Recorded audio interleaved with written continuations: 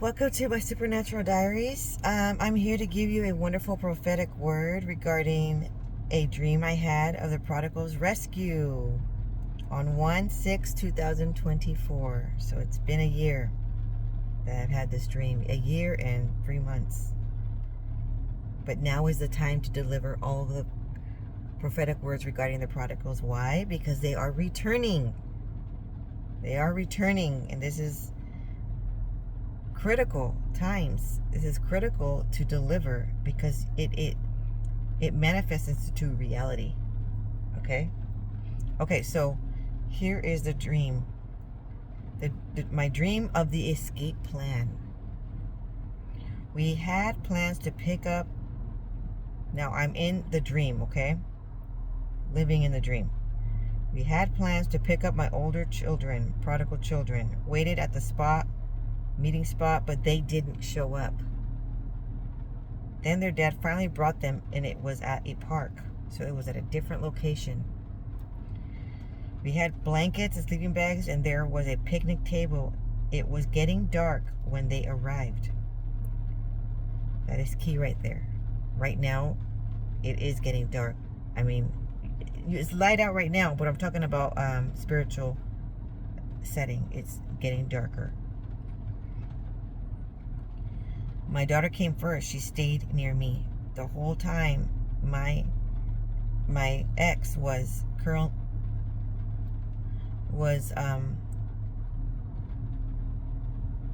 he was parked around the corner, and he was hanging out near, watching me and partake in my parenting time. Okay, it was a little odd. And then I had another ancestor that was there, and she was trying to accommodate everyone. Okay?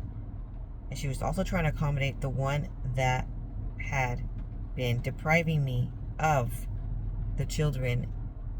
And it was like pulling teeth to get him to show up on time and to meet at the correct place and to even let me enjoy my time. It was a lot of monitoring spirit going on. Okay, so I looked at my daughter and said, I really love you. And I hug her and she hugs me, and I could feel how much she needed a mommy. And she said, I wanted to come earlier, but my dad wouldn't let me. Now we came late and we have to leave. And I said, no, you don't have to leave. It's my time. You're here for the whole weekend. But apparently, I guess her father showed up late on purpose, so I'd have minuscule time, and then he still planned to take him that same day, and that was not even the parenting schedule plan. Okay, so while we were talking, the scene went to being in a large room, in a large bedroom in an ancestor's home. Okay, and I could see the old maroon car driving around monitoring. It was driving around the block. Okay, so if the house is here, he would circle around the block just the entire time. He's supposed to leave. That's called stalking. Then I asked my son, where is my son? And she said he didn't want to come inside. And when I went outside, we were at the park. So I got portal open, and we were at the park again. Okay, and he sat there in a fold-out camping chair with a gray sleeping bag and blanket.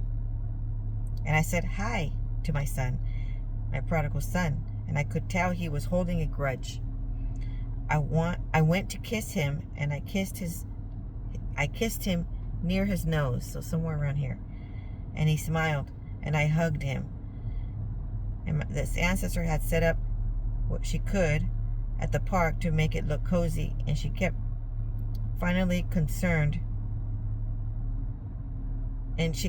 being concerned to oblige to the monitoring spirit, which was the ex circling around, stalking, okay, harassing in a way, trying to keep that individual happy so that they leave us alone. And sometimes that doesn't work out that way. You got to set higher boundaries. Okay. Okay, so then then the next section of the dream, I asked him, do you want to come inside? I said, your sister wants to stay longer. And then she said, when I said that out loud, suddenly she all this imploding, she expresses a bunch of emotion and begins to cry, and she starts to say, I don't want to go back. Don't let us go back. Don't let us go back. Please, like pleading, okay? And in my dream, it put me kind of like in urgency, like frantic mode, like I had to take charge and do something. And they only had a sleeping bag of clothes and a bag of clothes with them. And I said, wait, listen. This moment is prophetic dream coming true right now. In the dream, I said that. Listen. They looked very intrigued and wanted to listen. Hallelujah. That means unveiled. And now, because why? They came with new hearts. Okay? That means they can't hold a grudge like that. That means they're not even capable. That means they're not blinded anymore. There's something that broke. And now they're able to see and listen. All right, so when they wanted to listen, the scene changed again and back into the old bedroom of the ancestor's home. The wall was forest green, and the forest green wall was behind me. And I said in the dream, at this point, I don't know that I'm having a dream because I feel like I'm living real life. Okay, so then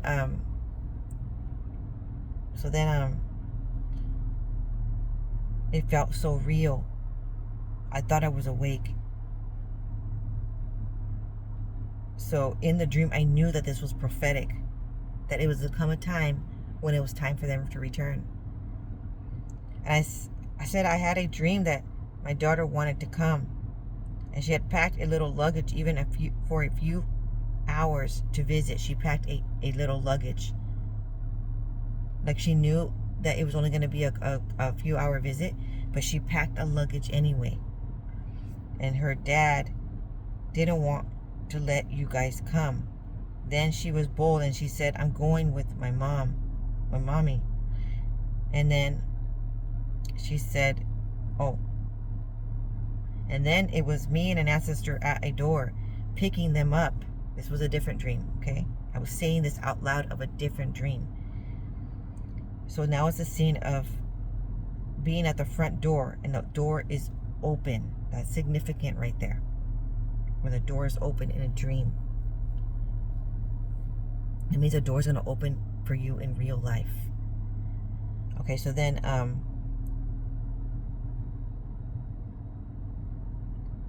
open up to one, and it was a humbling setting, a one-bedroom home with blankets on the floor that looked like for beds, and it did not look like a home setting with all of the furniture. It looked like almost like they were homeless and struggling quite a bit. And that piece in itself was confirmed, that they did a lot of jumping around, losing housing. They were on a hideout, okay? And instead of letting the other parent provide some housing, it was all secret, hush hush. I found this out later through my niece.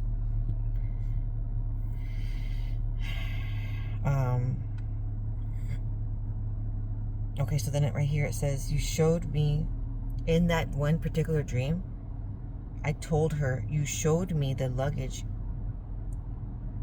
So she had packed some clothes. I saw her put it in the luggage, and then she closed it. Okay, and she opened it really fast and she closed it. And then I'm like, where's your brother? Okay, But then he wasn't there in that moment when I was supposed to pick both of them up. He wasn't there.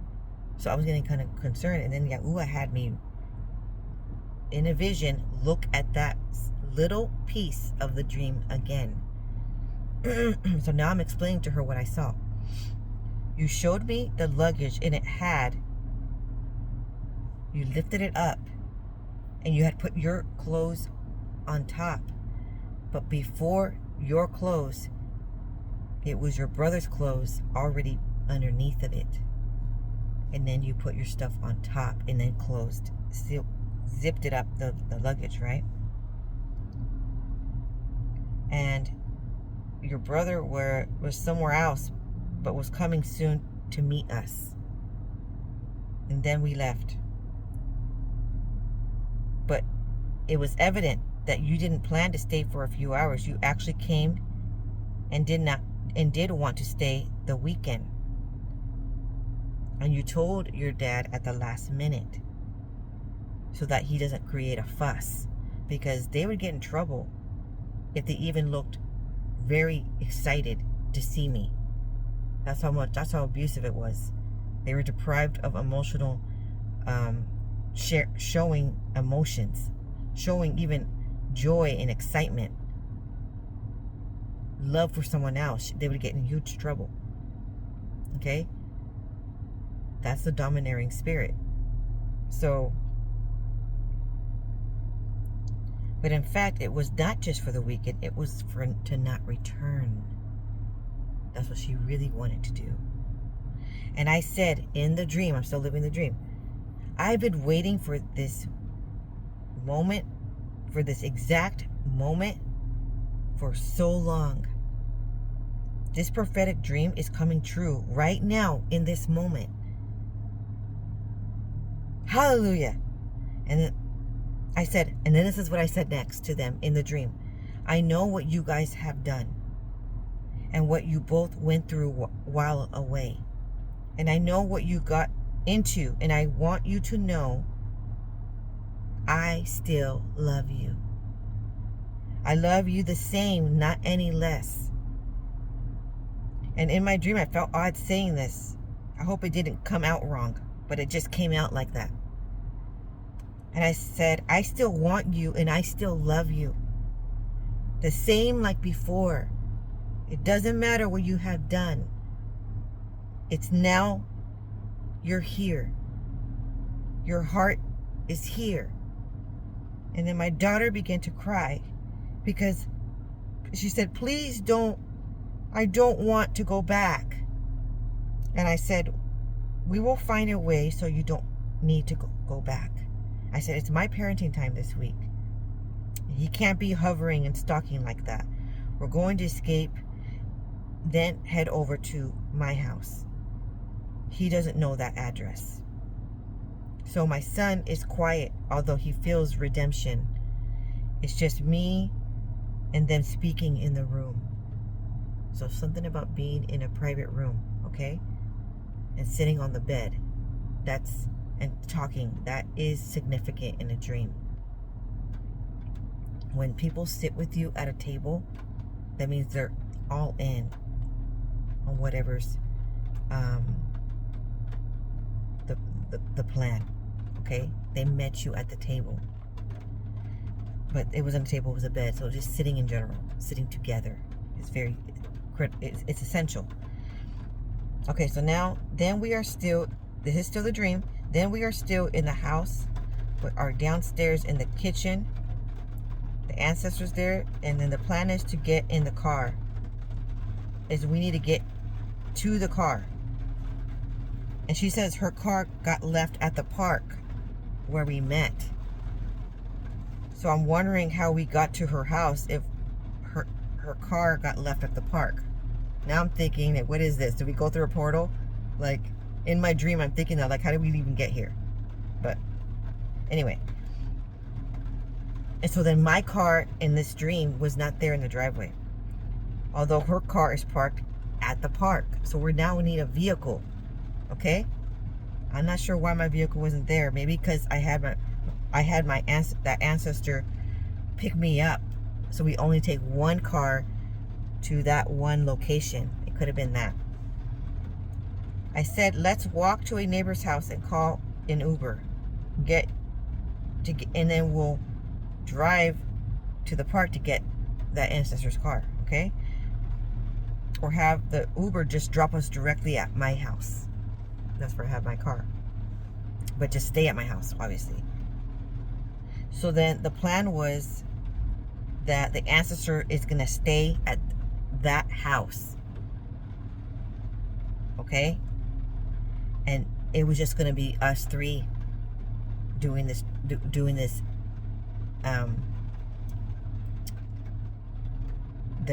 escapade. So now we were pacing we were calculating the amount of time it took for him to circle around the entire block. Okay? And we paced it just right when he turned about the corner and didn't see. That's when we did the next. Now it's a Kairos moment. Okay, so right here it says, notice how many. Yeah, okay, so I said that part already. So now it's a Kairos moment. The seasons of time is here and now. As we timed it correctly, we began to walk straight path and make it to the end of the block. And the plan was to walk to a house with lights on to get help. That's a critical right there, with the lights on. So this was a cul-de-sac. So we went to the end of the cul-de-sac and the lights were on at that house.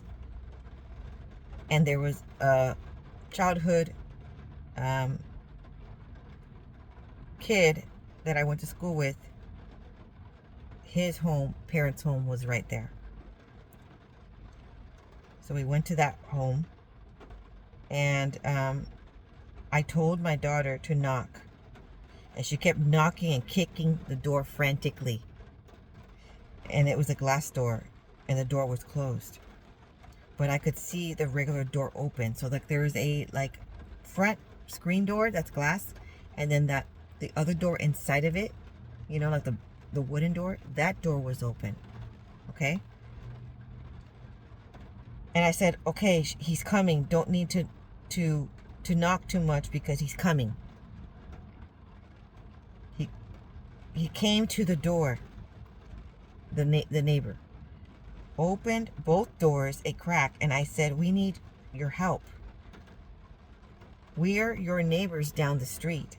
We ask if we can come in. We want to call an Uber. Then he said yes and let us in.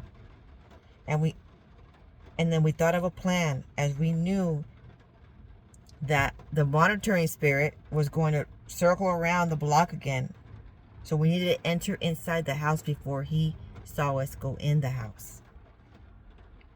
And then the plan was to go over the stone wall and meet on the other side, having the Uber ride meet us on the other side of the wall. Then I woke up. That was the dream. Amazing. Because it felt so real. Like it felt, when I woke up, I was like, what? It didn't already happen? Because I just felt like all of the emotions were alive. All of her emotions were alive. They were all of my son's facial expression and demeanor. It was alive. It was ignited. It felt real. So, hallelujah, Yahuwah is doing a miraculous, and he's going to give you an escape plan for the prodigal's rescue. It is their exodus. Thank you for joining me, because thank you for joining me on this supernatural diaries. Some of these prodigals, they need your rescue. It's not just that they turned away from the Father. They were forced to. But they've woken up and they want to come home. Shalom.